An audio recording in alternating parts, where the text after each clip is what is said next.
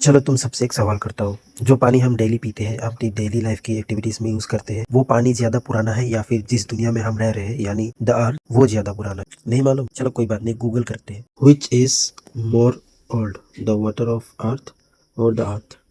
تم لوگ بھی یہی سرچ کرنا. Okay, earth's water is older than earth itself, مطلب اس دنیا سے بھی زیادہ پرانا اس دنیا کے زمین کے اندر جو پانی ہے وہ ہے. یہ بات اللہ نے آج سے 1400 سال پہلے ہی قرآن میں بتا دیا تھا. سورہ المومنون آیت نمبر 18، وَأَنزَلْنَا مِنَ السَّمَاءِ مَاءً بِقَدَرٍ فَأَسْقَيْنَاهُ فِي الْأَرْضِ وَإِنَّا عَلَى ذَهَابٍ بِهِ لَقَادِرُونَ. اور ہم نے آسمان سے ایک اندازے کے ساتھ پانی برسایا، پھر اس کو زمین میں ٹھہرائے رکھا، اور ہم تو یقیناً اس کے غائب کر دینے پر بھی قابو رکھتے. دیکھو وہ اللہ ہے، اسے ہم انسانوں کی طرح ایک ایک لفظ سمجھا کر چلا کر سمجھانے کی کوئی ضرورت نہیں. اس نے اپنے ہی انداز میں ہر ایک بات بتائی اور اسے سمجھنا آنا. اور ہم نے آسمان سے ایک اندازے کے ساتھ، یہاں پر آسمان کی بات کی. اب آسمان یعنی یہ والا آسمان ہے جو ہم اپنے آنکھوں سے دیکھتے ہیں. یہ وہ والا آسمان ہے جسے عرش کہا جاتا ہے، اور جہاں پر اللہ موجود ہے وہ ہمارے سوچ سے بھی زیادہ اوپر ہے. مطلب آسمان پر، وہاں پر اللہ کے پاس پانی پہلے سے ہی موجود تھا، اور پھر اس نے دنیا کو بنایا. اور بات یہی پر پروف ہو جاتی ہے کہ کیوں پانی دنیا کے اندر رہ کر بھی خود دنیا سے بھی پرانا ہے. اور ہم نے آسمان سے ایک اندازے کے ساتھ پانی برسایا.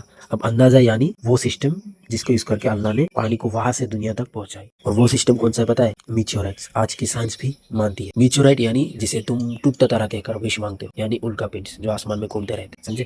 پھر اس کو زمین میں ٹھہرائے رکھا. اب دیکھو اتنے اربوں خربوں سالوں سے ہم پانی کو یوز کر رہے ہیں، لیکن کیا وہ آج تک ختم ہوا؟ نہیں. کیوں؟ کیونکہ اللہ نے کہا ہم نے ٹھہرائے رکھا. اللہ نے یہ نہیں کہا کہ ایک وقت پر جا کر وہ ختم ہو جائے گا. اور ہم تو یقیناً اس کے غائب کر دینے پر بھی قابو رکھ، یعنی اگر اللہ چاہے تو اس پوری دنیا کا جتنا بھی پانی ہے وہ ابھی ایک نینو سیکنڈ میں ہی ختم کر غائب کر دے. سمجھ آئی یا نہیں سمجھے؟ اگر نہیں سمجھے تو بتانا، میں پرسنلی تمہیں سمجھا دوں. اور اللہ کی اسی معجزات کو دیکھ کر میں قرآن کی ایک آیت کہنا چاہوں گا، فَبِأَيِّ آلَاءِ رَبِّكُمَا تُكَذِّبَانِ. اور تم اپنے رب کی کون کون سی نعمت کو جھٹلاؤ گے؟ اللہ اکبر.